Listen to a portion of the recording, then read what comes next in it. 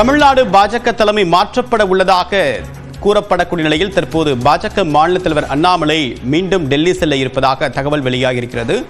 மத்திய உள்துறை அமைச்சர் அமித்ஷாவை மீண்டும் சந்திக்க இருப்பதாகவும் தெரிவிக்கப்பட்டிருக்கிறது.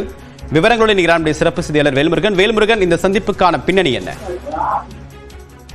தேவப்பிரியன், தொடர்ச்சியாக அதிமுக தலைவர்கள் குறிப்பாக உள்துறை அமைச்சர் அமித்ஷாவை சந்தித்த பிறகு பாஜகவில் பல்வேறு குழப்பங்களை ஏற்படுத்தக்கூடிய வகையில தகவல்கள் வெளியாகி இருக்கிறது. குறிப்பாக பாஜக தலைவர் அண்ணாமலை மாற்றம் செய்யப்படுவது, அதற்கான ஆலோசனைகள் நடைபெற்று வருவதாக தற்போது தகவல்கள் வெளியாக இருக்கக்கூடிய நிலையில ஏற்கனவே பாஜக தலைவர் அண்ணாமலை நேரடியாக மத்திய உள்துறை அமைச்சர் அமித்ஷா, அதே போல தேசிய பாஜக தலைவராக இருக்கக்கூடிய ஜே.பி. நட்டா, அதே போல அமைப்பு செயலாளர் இருக்கக்கூடிய டி.எல். சந்தோஷ் உள்ளிட்டோரை நேரில் சந்தித்து பல்வேறு ஆலோசனைகள் நடத்தியிருக்கிறார். இந்த நிலையில் தொடர்ச்சியாக தற்போது பிரதமர் வருகின்ற 6ஆம் தேதி தமிழகத்தில் பல்வேறு திட்டங்களை துவங்கி வைக்கக்கூடிய நிலையில அதுக்கு அடுத்த நாள் தற்போது பாஜக தலைவர் அண்ணாமலை டெல்லி செல்ல இருப்பதாக தகவல்கள் தெரிவிக்கப்படுகிறது.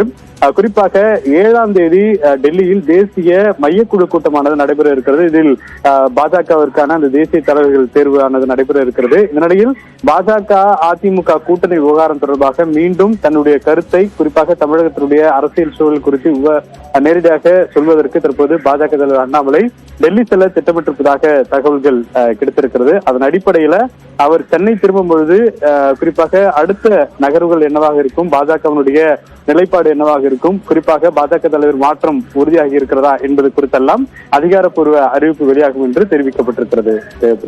விரிவான தகவலுக்கு நன்றி வேல்முருகன்.